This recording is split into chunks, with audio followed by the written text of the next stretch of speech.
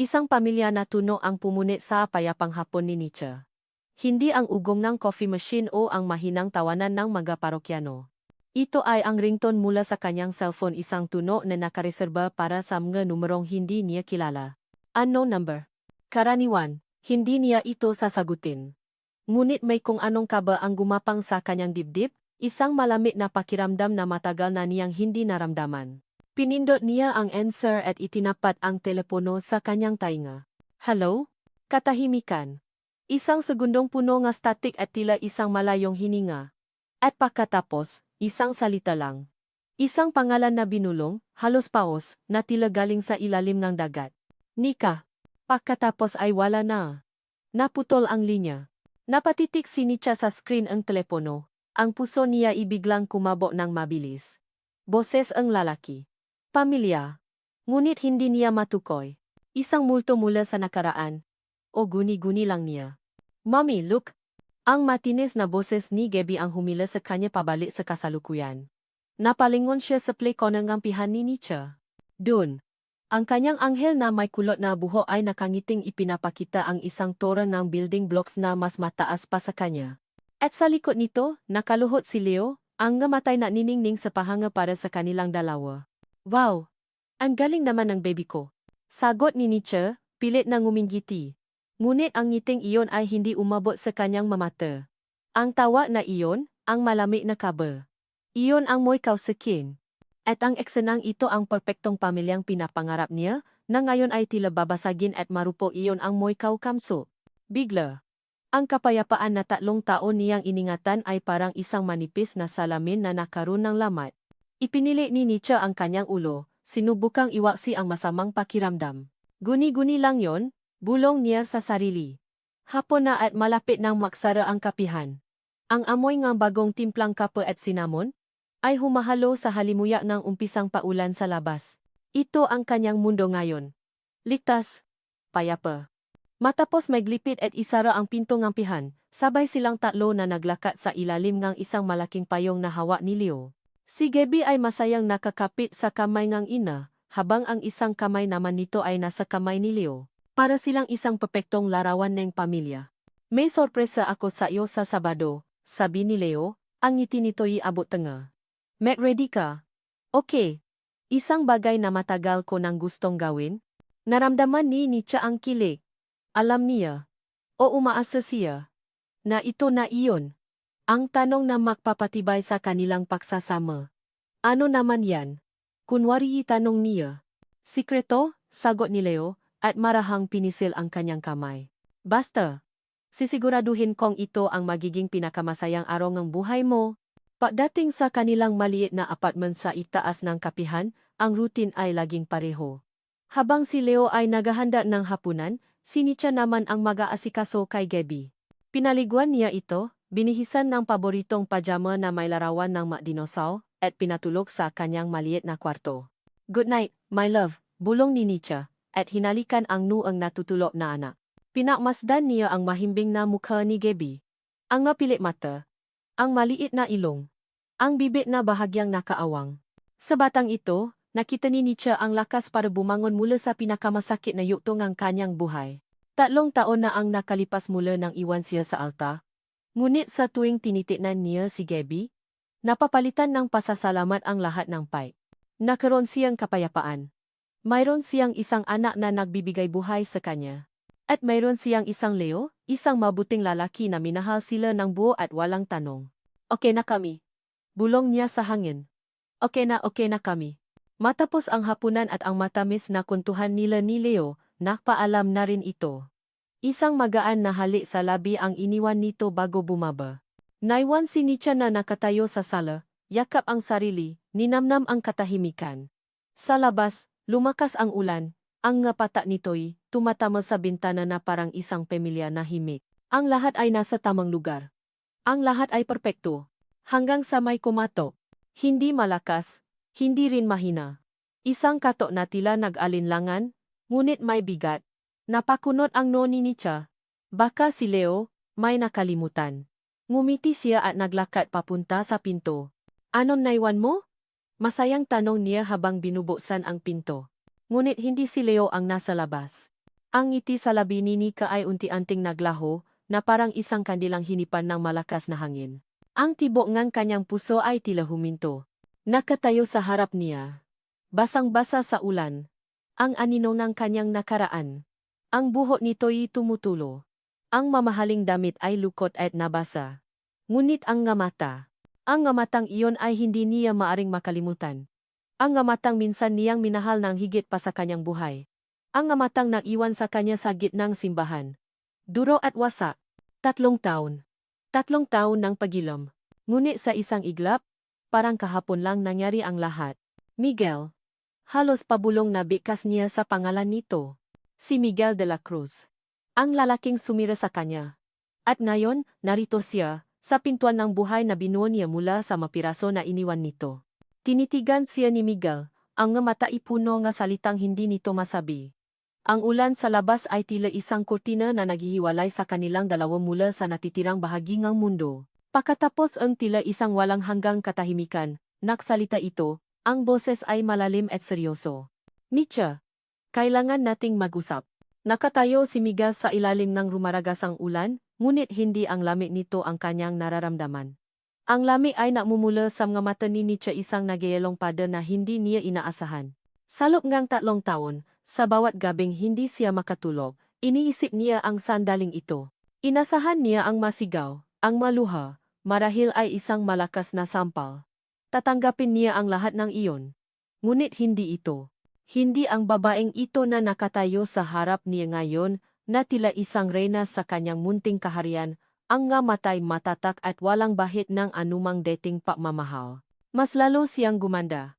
Mas lalo siyang tumibay. At sa isang masakit na paraan, mas lalo niya itong ginusto. Wala na tayong dapat pag-usapan. Miguel, sabi ni Nietzsche, ang boses ay kasing lamig ng kanyang tingin. Umalis ka na.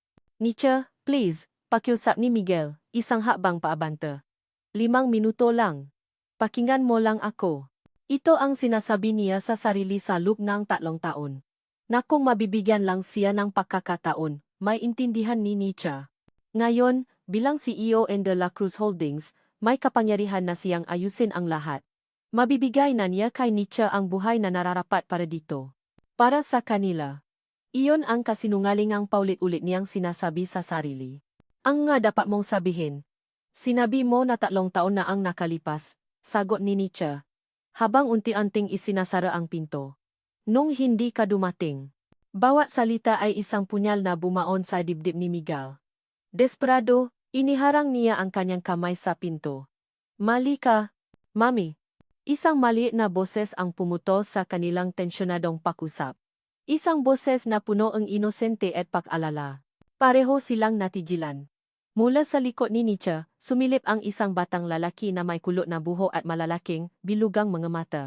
Nagtago ito sa likod ng binti ang kanyang ina, ang isang kamay ay mahigpit na nakakapit sa laylayan ng dasta nito. Habang ang ngamatay matamang nakatitik kay Miguel, naramdaman ni Miguel na nanlamig ang kanyang makamay. Ang hangin ay tila ninakaw mula sa kanyang magabaga. Isang bata. May anak si Nietzsche. Sino? Sinong bata? Tanong niya.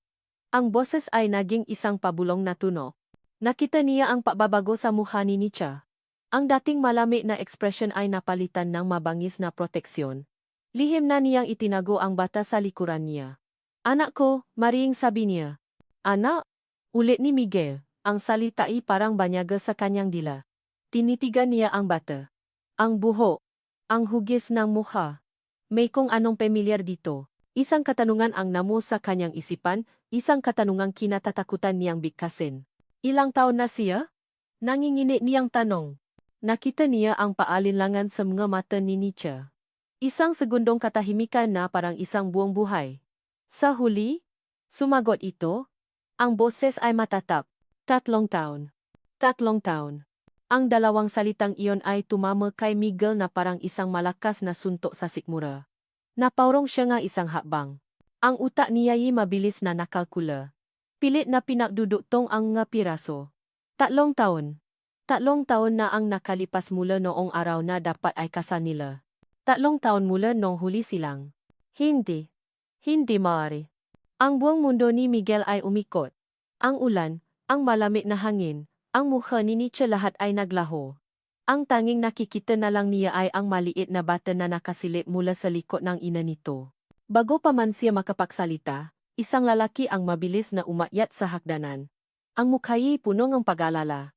Nietzsche, okay ka lang. Hindi mo sinasagot ang cellphone mo, huminto ito nang makita si Miguel. Agad na nabago ang ekspresyon nito. Naging alerto. Walang salitang lumapit ito sa tabi ni Nietzsche at tumayo sa pagitan nila ni Miguel, isang buhay na harang. Kasabay nito, ang bata sa likod ni Nietzsche ay biglang nabuhayan ng loob. Lumabas ito sa pinagtatagwan at masayang tumakbo. Patungo sa bagong dating. Daddy. Ang isang salitang iyon, na binitawan ng may dalisay na saya ang isang bata, ang gumuhos sa natitirang lakas ni Miguel. Daddy. Ang pangalang dapat ay sa kanya. Ang titulong hindi niya alam na ninakaw mula sa kanya. Nakita niya kung paano binuhat ng lalaki, ni Leo, si Gabby at niyakap ng mahigpit. Nakita niya kung paano ngumiti si Nietzsche sa eksenang iyon, isang ngiting panata, isang ngiting hindi kailanman para sa kanya. Sila ang pamilya. At siya ang estranghero sa labas, basang-basa sa ulan, isang multo ang nakaraang matagal ng inilibing.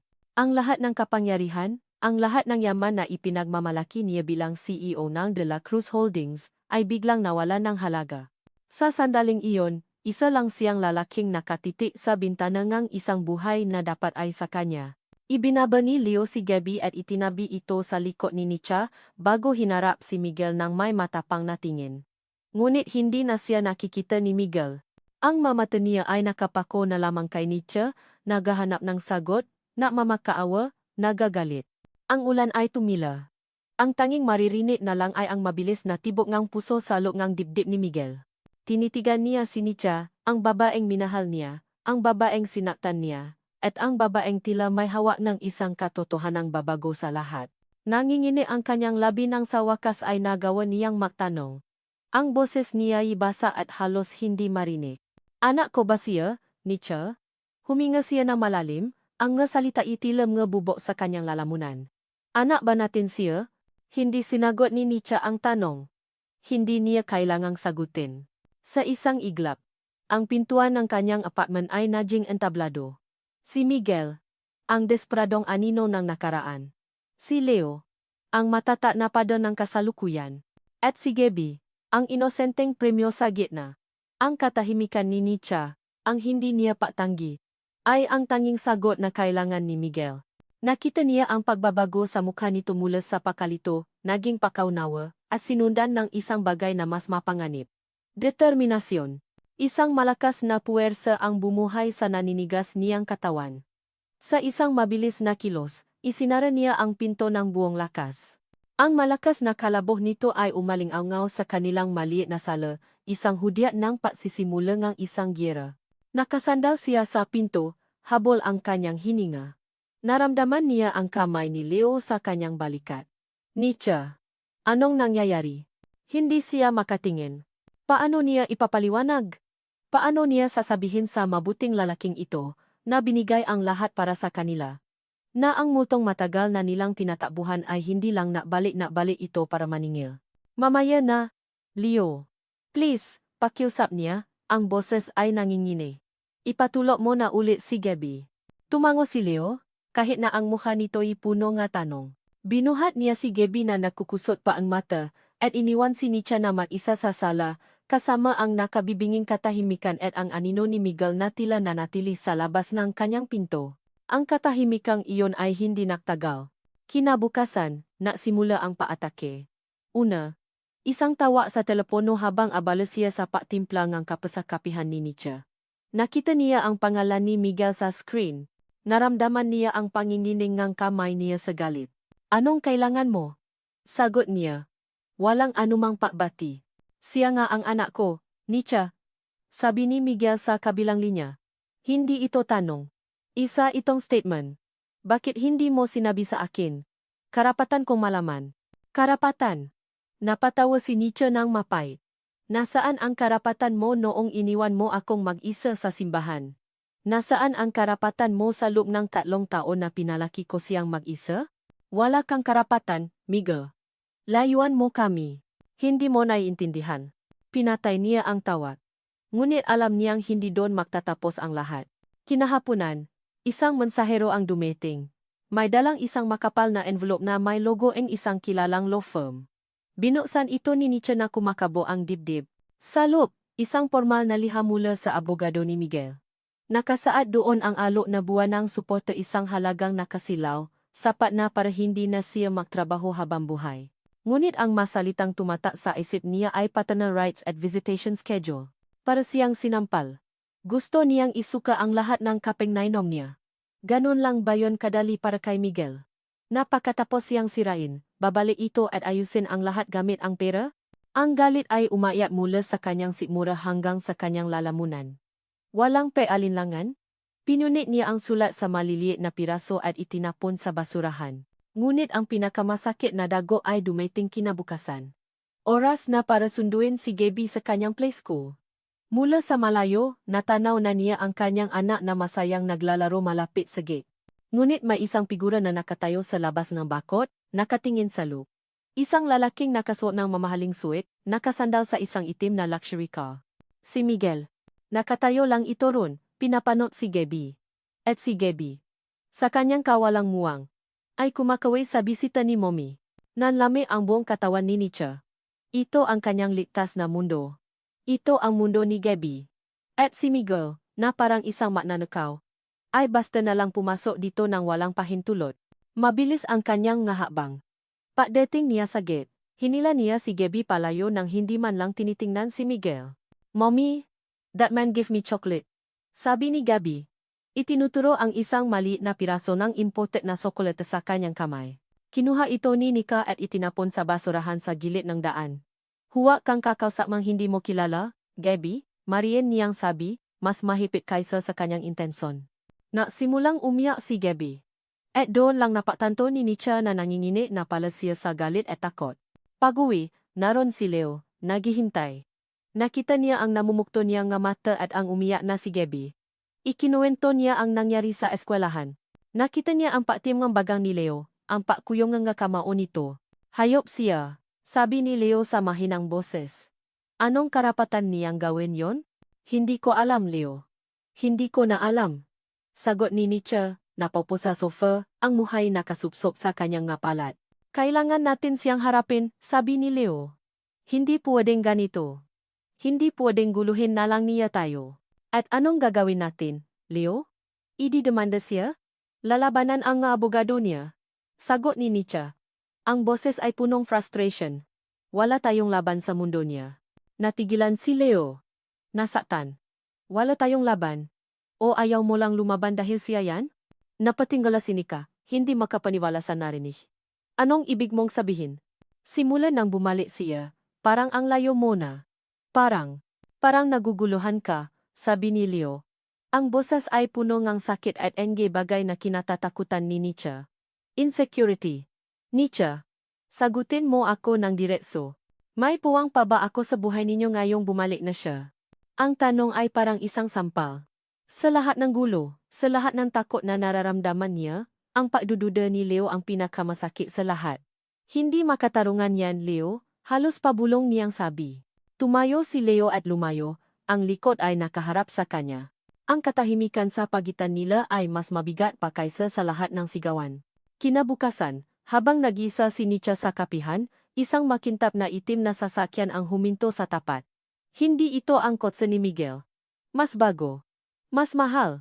Bumukas ang pinto sa likod. At isang babaeng nakasuot ng eleganteng puting bestida ang lumabas. Ang buhok ay perpektong nakayos, ang nga alahas ay kumikinang kahit sa ilalim ng kulimlim na langit.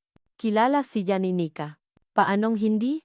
Ang mukha nga baeng ito ay nakaukit sa kanyang nga bangungot. Si Doña Esmeralda de la Cruz. Angina ni Miguel. Andreina Engimperyong sumira sa kanya. Naglakad ito papasok ang kapihan na parang pag-ari niya ang lugar.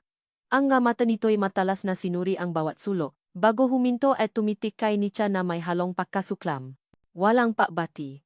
Walang anumang formalidad. Tinitigan siya ni Doña Esmeralda mula ulo hanggang paa, isang ngisi ang sumilay sa mga labi nito. Akala ko ba malinaw na hindi ka karapat-dapat para sa pamilya namin? Sabi ng matandang babae, ang boses ay martamis ngunit puno ng lason. Mukhang kailangan kitang paalalahanan?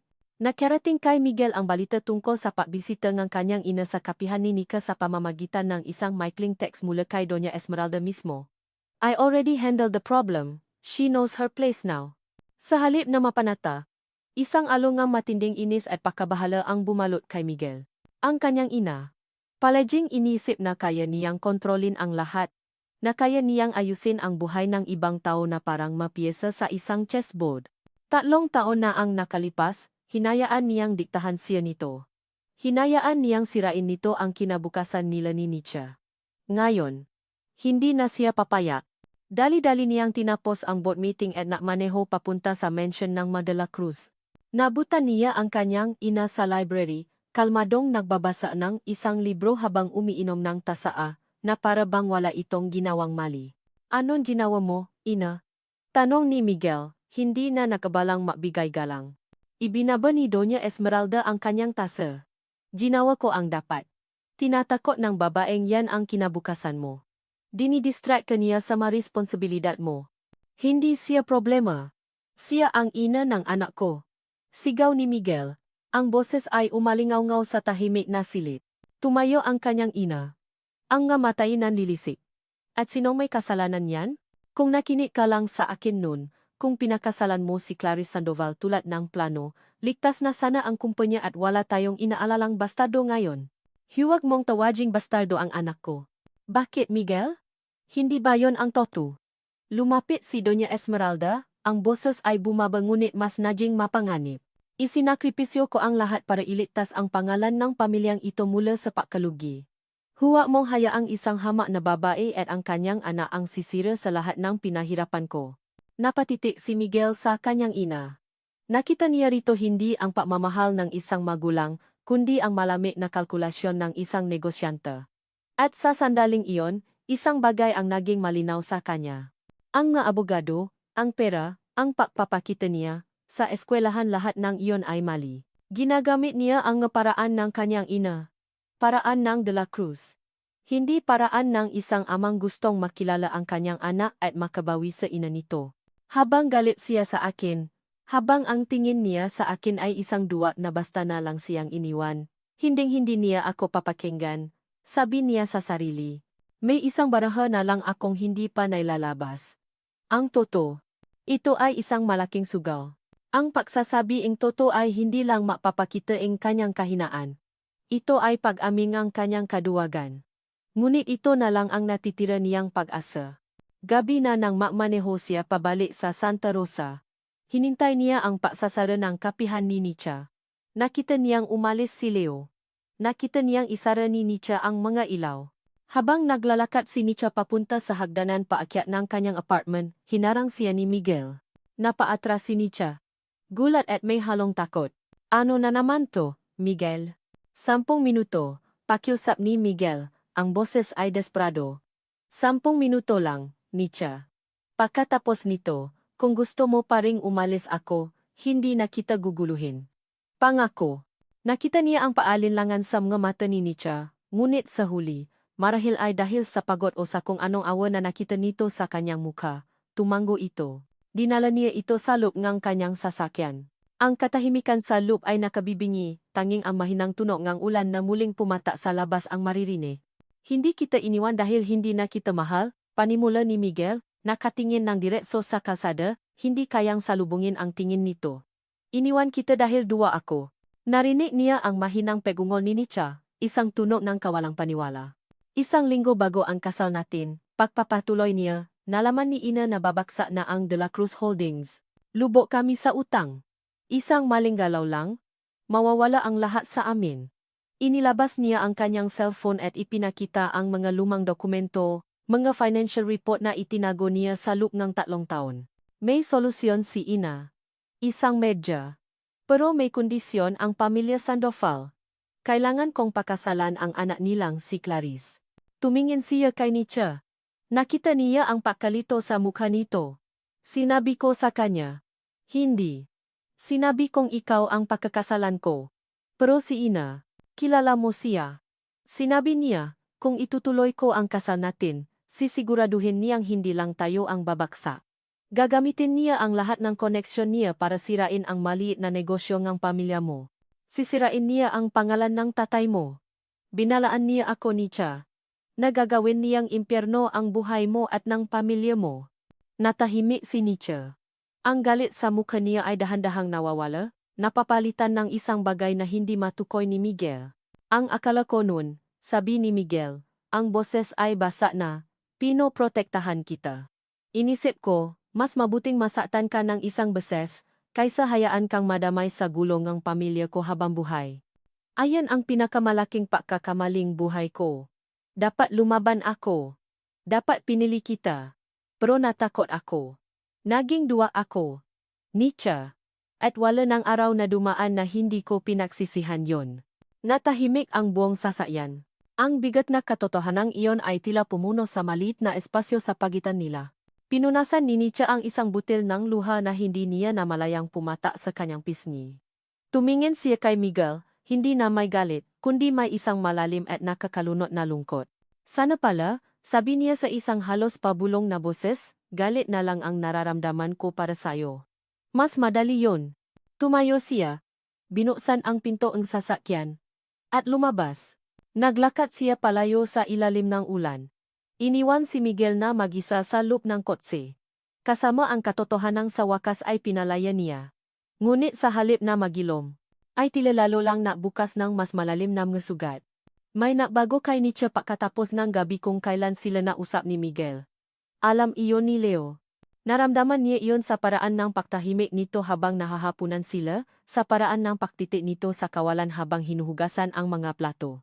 Hindi na galit. Mas malala. Lito. Ang galit ay kaya niyang sabayan. Ang galit ay kaya nilang labanan ng makasama. Ngunit ang pakalitong ito ay isang pader na hindi niya kayang akyatin, isang lugar sa isip ni Nietzsche na hindi niya mapapasok. Tinatanong niya kung ano ang napausapan nila, ngunit ang sagot ni Nietzsche ay laging malabo at umiwas. Mga bagay lang na dapat matagal nang natapos, sabi nito, ngunit ang mga mata nito'y nagsasabi ng ibang kwento. Isang buhol ang namo sa sikmura ni Leo, isang buhol na gawa sa takot at selos. Ang singsing na pampakasala na nasa loob ng kanyang medyas sa ilalim ng kama ay tila mas bumibigat bawat araw. Paano siya magpopropose sa isang babaeng hindi sigurado kung nasaan ang kanyang puso? Ang atake ni Doña Esmeralda ay napatindi sa lahat. Isang hapon, habang naayos si Leo ng isang istante sa kapihan, isang babaeng mukhang propesyonal at seryoso ang pumasok. Nagpakilala itong mula sa isang child welfare agency at naroon para sa isang surprise assessment dahil may nakarating daw na ulat tungkol sa unstable living condition ng isang bata sa lugar. Naramdaman ni Leo na umakyat ang lahat ng dugo sa kanyang mukha. Unstable. Si Nietzsche ang pinakadedikadong ina na kilala niya. Ito ay gawa-gawa. Ito ay gawa ng demonyong si Esmeralda de la Cruz. Sinubukan niyang maging kalmado, sinagot ang matanong, ngunit alam niyang nasaktan si Nietzsche. Nakita niya iyon sa panginginig nga kamay nito habang naktitimpla ng kape para sa bisita. Pagkaalis ng babae, napasandal si Nietzsche sa pada, ang muhay putlang-putla. Kukunin nila si Gabi sa akin. Leo, bulong nito, ang boses ay puno ng takot. Hindi. Hindi yan mangyayari. Hindi ako papayag, sabi ni Leo, niyakap ito ng mahigpit. Ngunit kahit sa kanyang mabraso, naramdaman niyang ang layo-layo nga, isip nito. Ang huling dago ay dumating makalipas ang 2 araw. Habang pawi sila ni Nietzsche galing sa palengke, napansin ni Leo ang isang fan na tila sumusunod sa kanila. Huminto sila sa isang tindahan, at nakita niya ito. Isang lalaki sa loob ng van, may hawak na kamera na may mahabang lente, kinukuhanan sila ng litrato. Isang pulang galit ang kumulo sa loob ni Leo. Tama na. Sobra na.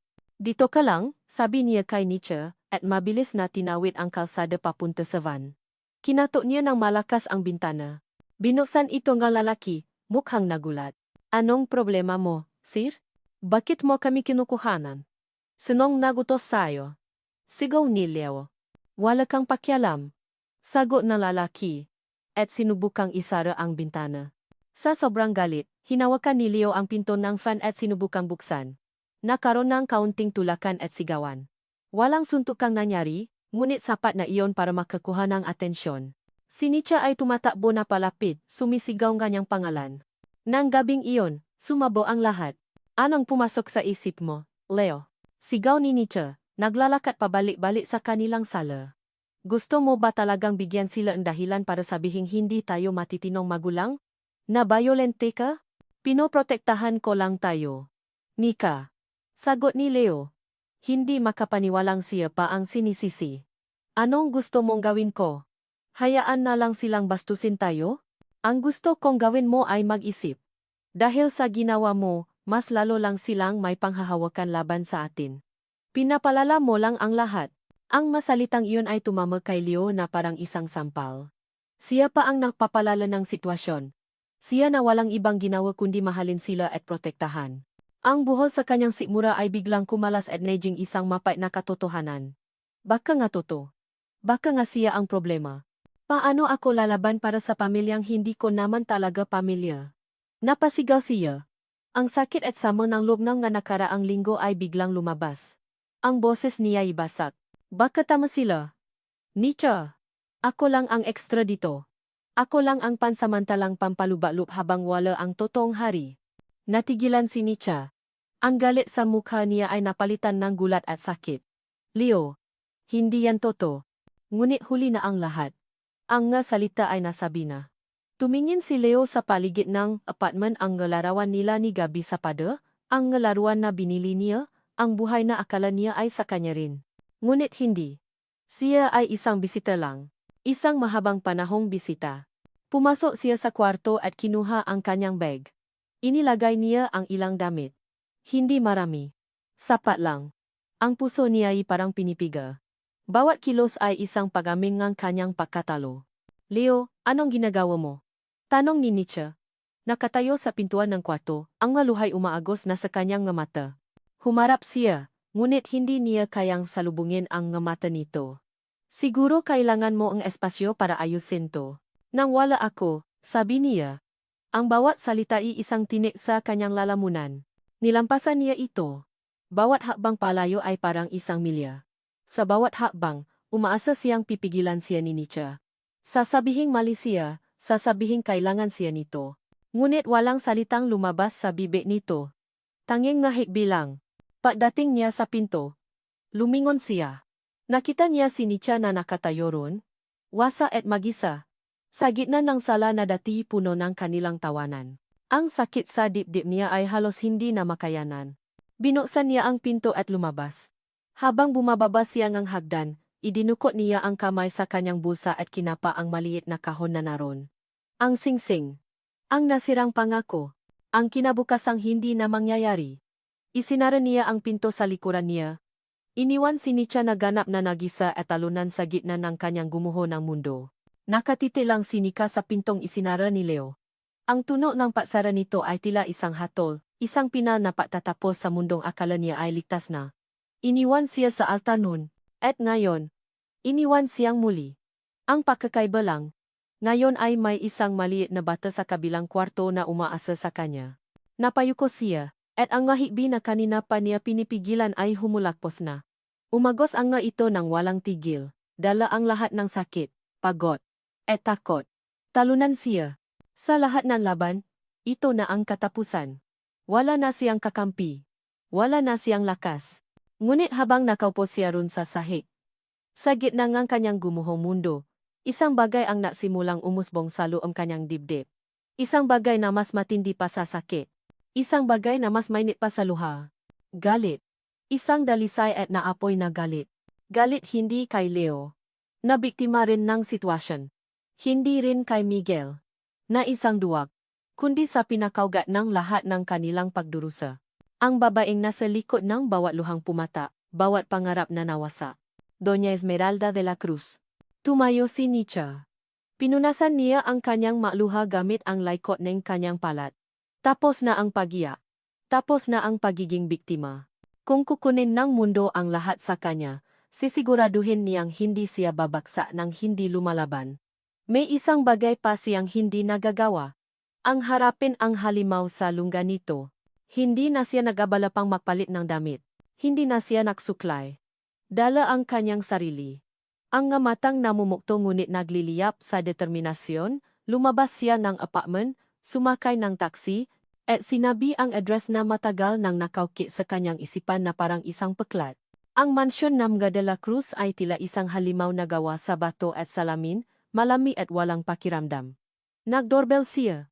Isang kasambahay ang nagbukas at sinubukang pigilan siya, ngunit dire-diretso siyang pumasok na parabang pag-ari niya ang lugar. Doña Esmeralda. Sigaw niya. Ang boses ay umalinggaw sa malawak at matayog na foyer. Mula sa itaas ng grandiosong hagdanan, lumitaw ang matandang babae. Nakasuot ito ang isang sedang roba. Ang muha ay kalmado, ngunit ang mga mata ay nanunuya. Look what the cat dragged in, sabi nito na may mapanggamak na ngiti. Nabalitaan ko. Pati ang pamalit, iniwan ka na rin. Anong pakiramdam ng maiwanan ng 2 beses? Hindi na nasaktan si Nietzsche. Tapos na siyang masaktan. Itigil niyo na to, sabi niya. Ang boses ay matata at punong bigat. Layuan niyo na ang anak ko. Tumawa si Doña Esmeralda, isang tawang malamig at walang saya. Bakit ko gagawin yon? Ang batang iyon ang tanging alas mo laban sa amin. Kapag napatunayan kong hindi ka karapat-dapat na ina, babalik sa amin ang lahat ng dapat ay sa amin. Hindi pera ang habol ko sa inyo. Hindi kailanman. Lahat ng tao ay may presyo, hija. At ikaw, ang presyo mo ay ang iyong kahinaan. Sa gitna ng kanilang pagtatalo, isang boses ang pumutol sa kanila. Ina. Si Miguel. Pababa itong hagdan, ang mukha'y puno ang pag-aalala. Tumingin ito kay Nietzsche, pagkatapos ay sa kanyang ina. Nakita niya ang gulat sa mga mata nito. Ngunit sinundan iyon ng isang bagay na ngayon niya lang nakita. Isang matibay na desisyon. Ina. Tama na. Kasalanan ko to, hindi siya. Sigaw ni Miguel. At mabilis na tumayo sa pagitan nilang dalawa. Hinarap ang sariling ina. Umalis ka riyan, Miguel. Utos ni Doña Esmeralda, ang mukha'y nag-aapoy na sa galit. Huwag mong protektahan ang babaeng yan. Siya ang ina ng anak ko. At hindi ako papaya na saktan niyo pa siya. Sa galit, itinula ni Doña Esmeralda ang sariling anak. Wala kang utang na loob. Sigaw nito. Nawalan ng balanse si Miguel at napaatras ito, bumangga sa isang maliit na mesang antigo sa gilid ng hagdanan. Sa ibabaw nito, isang lumang silver picture frame ang nahulo sa marmol na sahig. Crash! Ang tunog ng nabasa na salamin ay pumuno sa katahimikan. Lahat sila'y napatingin sa sahig. Sa gitna ng bubok, nakaratay ang isang lumang litrato ng isang mas batang Doña Esmeralda. Ngunit hindi iyon ang nakakuha ng atensyon nila. Mula sa likod ng karton ng frame, isang nakatuping papel na naninilaw na sa katagalan ang lumabas. Automatikong yumuko si Miguel at pinulot ito. Binuksan niya ang sulat. Nagsimula siyang magbasa ng tahimik. At habang nagbabasa, ang kulay sa kanyang mukha ay unti-unting nawala. Tumingin siya sa kanyang ina, ang namatay punong kawalang paniwala. Ano yan? Tanong ni Nietzsche. Tumingin si Miguel sa kanya, pagkatapos ay sa sulat. Nangingini ang kanyang makamay. Binasa niya ito ng malakas. Mahal na Esmeralda, panimula niya, ang boses ay tila nanggagaling sa malayo. Napapasalamat ako sa iyong pagtatapat. Isang karangalan ang mahaling ng isang babaeng tulad mo. Ngunit gaya ang nasabi ko, ang puso ko ay matagal nang may nagmamay-ari. Ang pag-ibig ko para kay Elena, hindi ko iyon may pagpapalit. Sana'y maintindihan mo. Hangat ko ang iyong kaligayahan. Nagmamahal, Ricardo. Ricardo, ang pangalan ng kanyang ama. Natahimik ang buong mansyon. Itinaas ni Nika ang kanyang tingin mula sa sulat patungo sa mukha ni Doña Esmeralda. Ang matapang at palalong babae ay wala na. Ang nakatayo sa harap nila ngayon ay isang matandang babae na ang maskara ay tuluyang nalaglag. Ang mukha niya ay putlang-putla, ang mamatain na lalaki sa tako at kahihiyan. Ang lahat ng ito, ang galit, ang pagpapahirap, ang sinirang buhay. Hindi dahil sa pera o sa pangalan ng pamilya. Nagsimula ito sa isang sawimpalat na pag-ibig. Isang paghiganti na ipinasa sa susunod na henerasyon. Gumuho si Doña Esmeralda sa sahi, napahawa sa kanyang dibdib, ang kanyang mahikbi ay walang tuno. Ang kanyang pinakatatagong lihim, ang ugat ng kanyang kapaitan, ay nakalantat na sa lahat. Sa sandaling iyon, bumukas ng malakas ang pinto ng Sion. Isang lalaki ang humahangos na pumasok. Ang dibdib ay umakyat baba sa pagod. Si Leo. Tumingin ito sa paligid, sa nabasag na frame, sa umiyak na si Doña Esmeralda, kay Miguel, at sa wakas, kay Nika. Tumakbo ito palapit sa kanya. Nietzsche. Huwag kang maniwala sa sinabi ko, sabi nito. Ang boses ay puno ng pagsisisi at pagmamadali. Hindi kita iwan. Hinding-hindi. Isang linggo pagkatapos ng bayo. Iyon ang naramdaman ni Nietzsche. Ang nakaraang araw ay parang isang mahabang katahimikan matapos ang isang malakas na unos. Si Doña Esmeralda, ayon kay Miguel, ay umalis munang bansa isang paatras dalangang kahihiyan na hindi alam ni Nietzsche kung dapat ba niyang ikatuwa o kaawaan. Si Leo ay bumalik na sa apartment. Ngunit may isang maingat na distansya sa pagitan nila. Isang espasong puno nga salitang hindi pa nila masabi. Ang unang hakbang tungo sa pagilom ay dumating sa anyo ngang isang text message mula kay Miguel. Pwede ba tayong mag-usap sa kapihan? Tayo lang. Promise usap lang. Pumayag si Nika. Hindi dahil sa utang na loob, kundi dahil alam niyang kailangan ito para sa kanilang lahat. Kailangan niyang harapin ang huling multo. Umupo si Miguel sa paboritong mesa ni Nietzsche sa tabi ng bintana. Paya ito. May mga maitim na bilo sa ilalim ng maka. Ang dating kumpiyansa ng isang CEO ay napalitan ng isang mabigat na kapaguran. Inilapa ni Nika ang isang tasa ng kape sa harap nito. Salamat, sabi ni Miguel, hindi tumitingin sa kanya. Nietzsche, wala akong ibang sasabihin kundi sorry. Sorry sa lahat. Sa pagiging duwa ko, sa pagiging makasarili ko, sa lahat ng sakit na idinulot ko sa'yo. Tinitigan lang siya ni Nietzsche. Ang galit na dating na alap sa puso niya ay wala na. Ang natira na lang ay isang malawak at payapang kapatagan. Tapos na yon, Miguel. Hindi pa, sabi ni Miguel, at sa wakas ay tumingin ito sa kanya, ang nga mata ipuno en sinseridad. May isang bagay pa akong kailangang ayusin. Itinuan niya ang tingin sa likod ng counter, kung saan si Leo ay nakukunwaring abala sa pagpupunas ng mga tasa, ngunit ang tensyon sa mga balikat nito ay halata. Leo, pwede ka bang umupo sandali?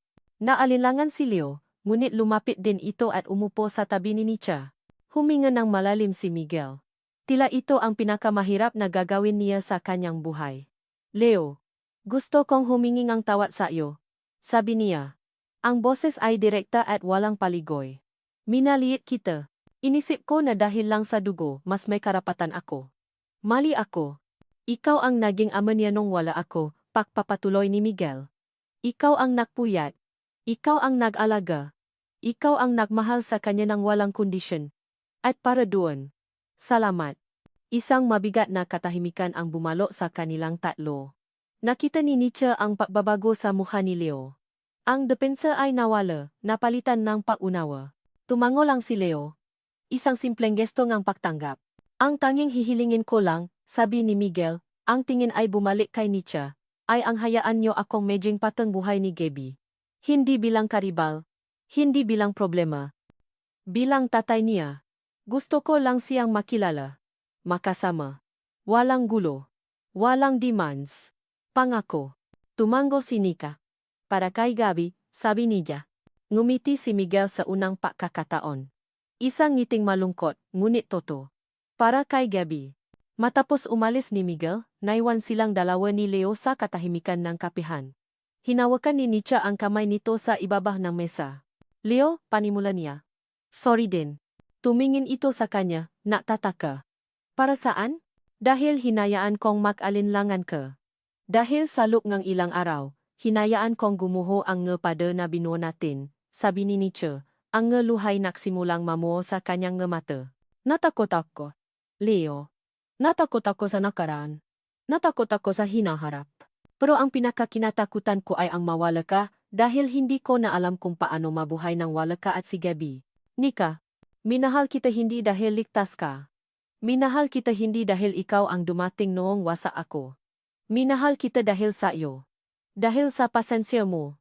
Dahil sa paraan ng pagtingin mo kay Gaby. Dahil ipinaramdam mo sa akin na ang pagiging buo ay hindi nangangahulugang walang lamat. Ang pagiging buo ay ang pagtanggap sa mga lamat na iyon at pagmamahal pa rin. At ikaw, Leo. Ikaw ang nagturo sa akin yan.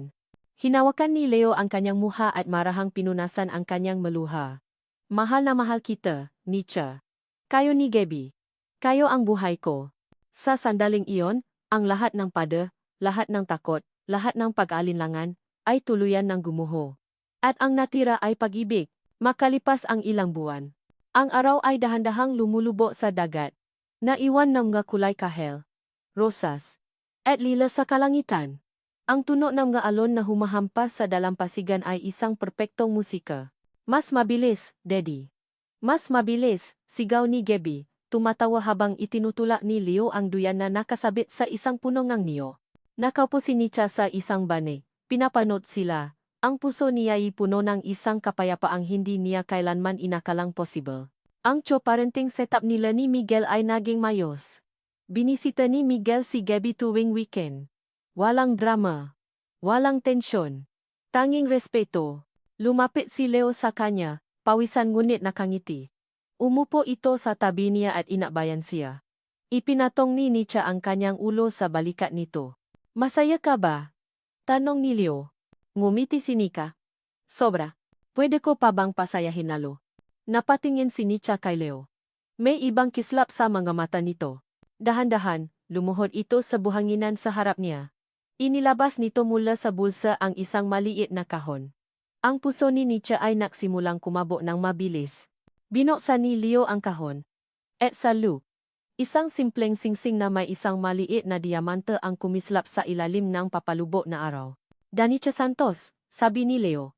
Ang boses ay nanginginig ngunit puno ng pagmamahal. Pinagdaanan natin ang lahat.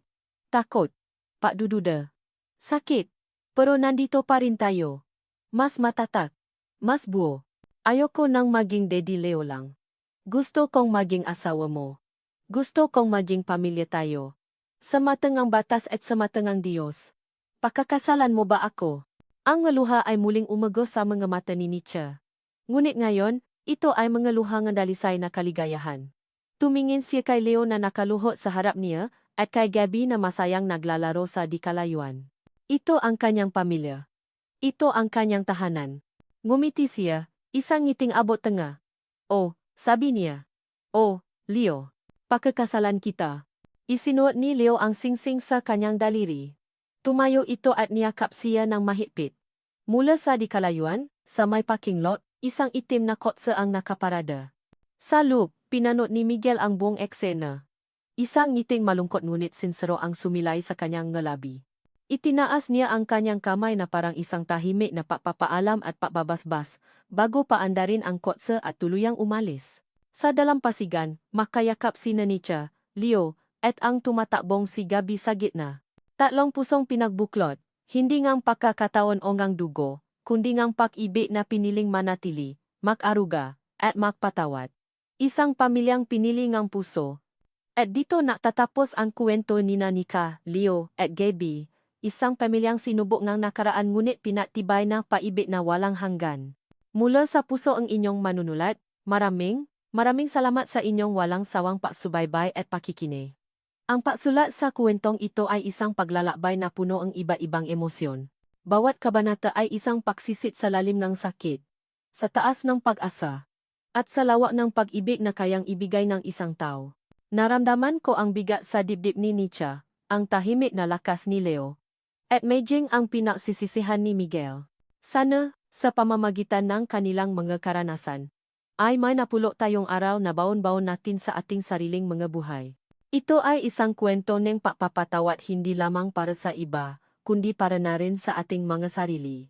Isang paalala na lahat tayo ay may karapatang magmahal muli at bumuo ang isang kinabukasang mas maliwanag kaysa sa ating nakaraan. At higit sa lahat, isa itong pagpupugay sa konsepto ng pamilya. Isang pamilyang hindi laging dugo ang batayan, kundi isang pamilyang pinili ng puso. Sana ay nagustuhan ninyo ang handog naming ito. Ano ang pinakapaborito ninyong bahagian, kwento o ang linyang pinakatumata sa inyo? Huwag po kayong maatubiling ibahagi ang inyong masalobin sa comment section. Hanggang sa ating muling pagsasama sa susunod na kwento.